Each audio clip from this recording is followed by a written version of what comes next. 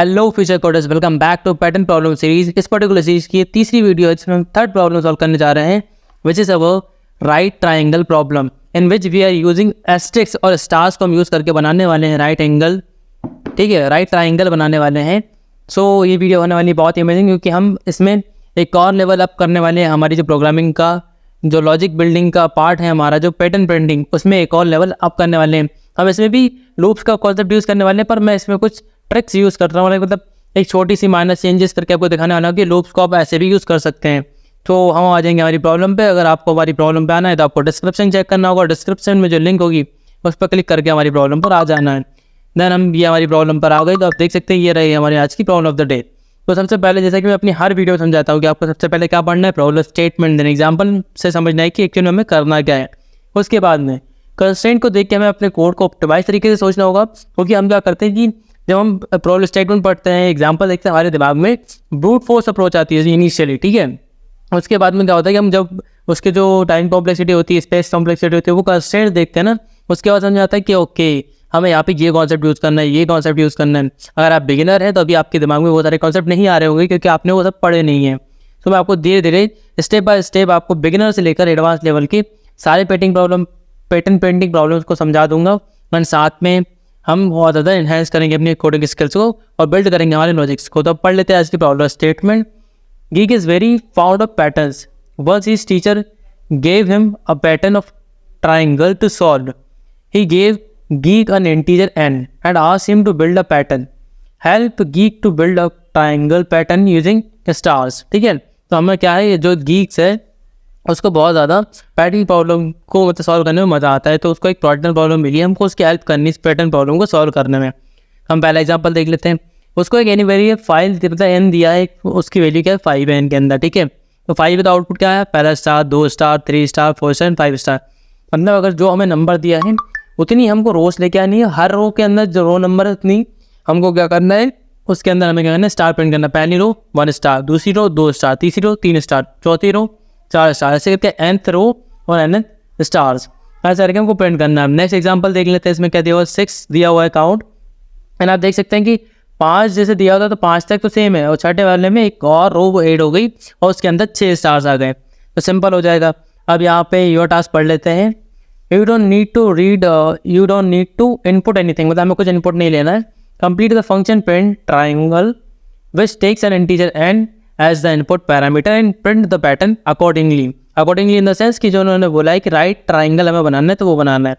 Expected time complexity है हमारी order of N, इसके अंदर डबल लूप लगा सकते हैं, लूप के अंदर लूप और एन टाइम दोनों को चला सकते हैं। एक्सपेक्टेड टाइम कॉम्प्लेक्सिटी मतलब स्पेस क्या है, एक्सपेक्टेड ऑर्डर ऑफ 1 है, ठीक है। एंड ट्रांसलेट दिया है कि 1000 तक उसकी वैल्यू हो सकती है, ठीक है। तो अब राइट साइड पे कोड एडिटर पे आके इसको कोड को सॉल्व करके देख लेते हैं। अब राइट साइड पे कोड एडिटर का आने का बोला है मैंने, तो अगर आप बिगिनर है तो इस कोड को छोड़ के जाने की जरूरत नहीं है, बहुत ही ईजी कोड है, इतना कोई प्रॉब्लम होगा नहीं। तो हम आ जाते हैं। एंड सबसे पहले मैं आपको बेसिक लेवल का जो कोड हम इनिशियली बनाते हैं वो सिखा देता हूँ।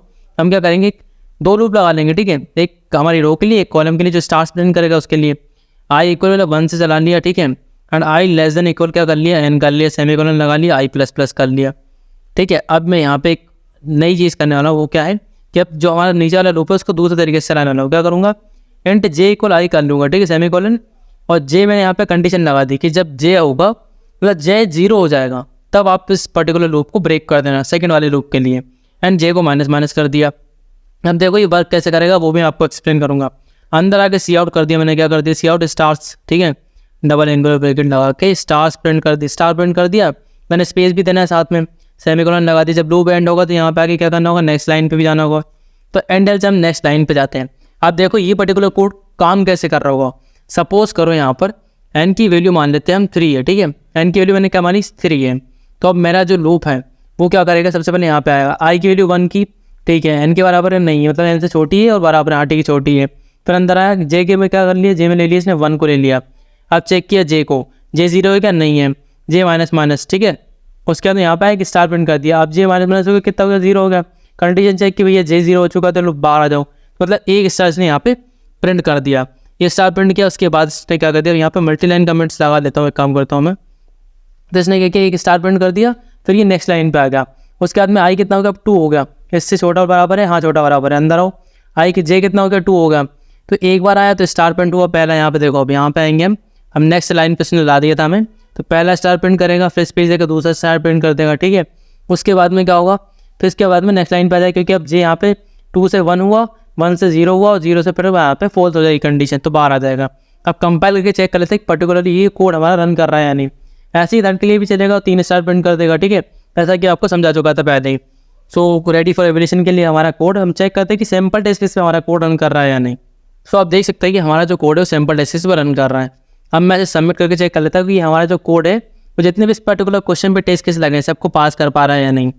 सो यहाँ पे कुछ स्टार्स का ओके, यहाँ पे जो मैंने डबल इंडेड जो हमारी वो लगा रखी थी उसको मैंने एंड नहीं किया था, दैट्स वाई एक प्रॉब्लम हो गई है। ऐसे दोबारा कंप्लाई मतलब सबमिट करके चेक कर लेते हैं कि अब ये कोड रन कर रहा है या नहीं।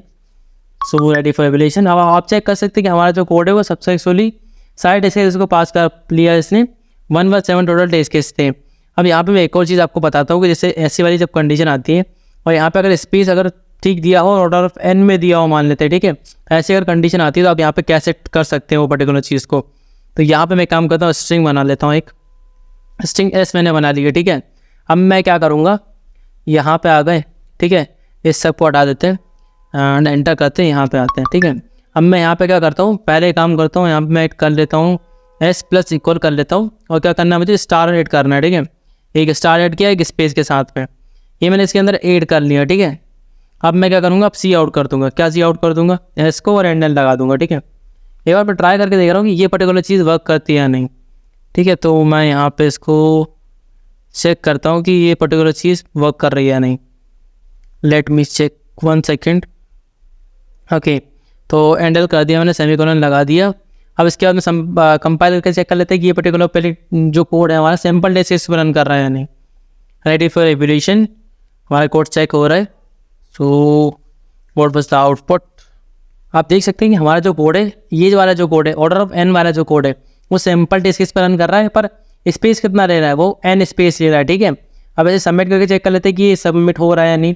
मुझे ज़्यादा तक लगता है हो जाना चाहिए सन टाइप की कोड ले लेता है जब आप बिगिनर, हाँ ठीक है। तो देख सकते हैं कि आप हमारा ये कोड भी सक्सेसफुली सबमिट हो चुका है। एंड इस पर्टिकुलर कोड के हमारी जो टाइप कॉम्प्लेक्सिटी वो कितनी, ऑर्डर ऑफ एन है, एंड स्पेस कॉम्प्लेक्सिटी भी ऑर्डर ऑफ एन है।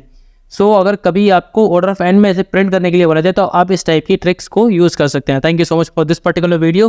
We will meet in the next video and solve the next pattern problem. Thank you so much once again.